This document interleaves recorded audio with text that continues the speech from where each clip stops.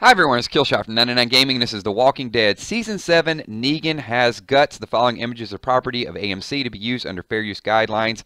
So we all know the Saviors have been cruel to a lot of different groups, but the question I'd like to ask all of you is Negan more lenient to Rick's group? Because we know there's a lot of killing going on, but if we're keeping score, Rick's group has still killed more of Negan's men than Negan has killed of Rick's group. And in fact, Negan has actually taken a little bit of a softer tone. Most recently, Negan spares Carl. Carl hides in the back of a truck. Now we know Jesus was there as well, but Carl thought he was alone, jumps out, shoots down what Negan said was a lot of my men. By count, we think it's only 2. There could have been some more that were injured.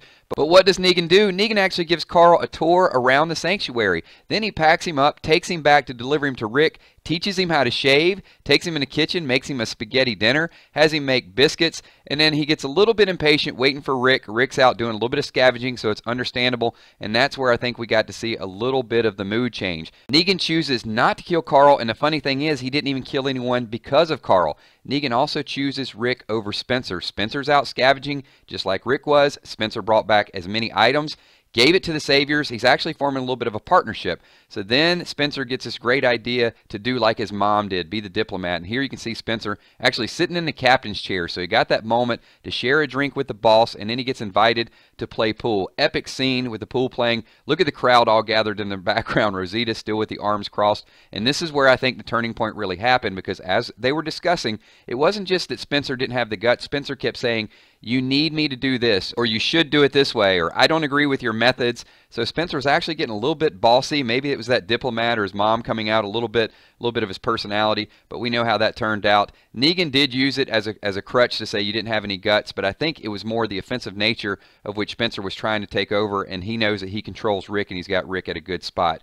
As if Carl and Spencer were not enough, here comes Rosita with her assassination attempt. For the last couple episodes, she's been trying to get this bullet. She finally makes Eugene do it. Little did she know it was going to end up costing Eugene. Sits down in the church, and here's another epic moment. She could have changed her mind. Great scene with Father Gabriel. She holds up the bullet and said it's for him, and she starts reflecting over Abraham. So she's really got that revenge built up inside her, and she just needed that last little spark, and she got it. Whenever she saw Spencer go down, that was the moment to pull out the gun, and unfortunately for her, Lucille saved the day. Now, I really thought this was the opportunity that Negan was going to lose it, go into Lucille mode, but he gets his composure. He sees the bigger picture once again, takes a look at the bullet, the casing that's there, and then has a Rot go ahead, and this is like a la Daryl all over again.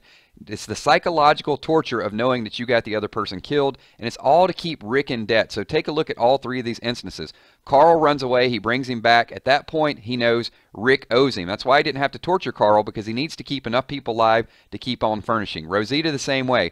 Rosita broke the rules, and what does Negan always say? There are rules. So what happens? Rosita's actions puts Rick and the group further in debt. Eugene's the bullet maker. So first of all, he's an asset to Negan, but second of all, it's just another penalty, puts Rick further in debt. And here he tells Rick, whatever you were scavenging before, it's just not enough. So now it's not even half. It's just whatever you bring, we're going to keep being here every single week and take more and more of your stuff.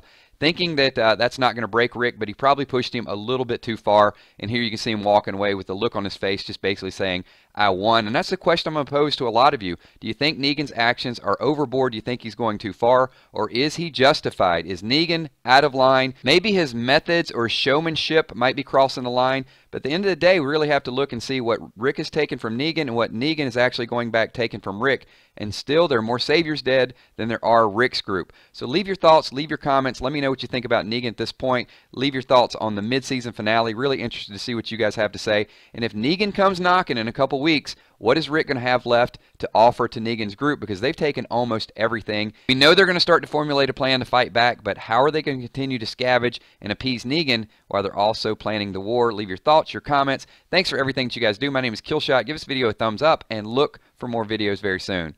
Peace.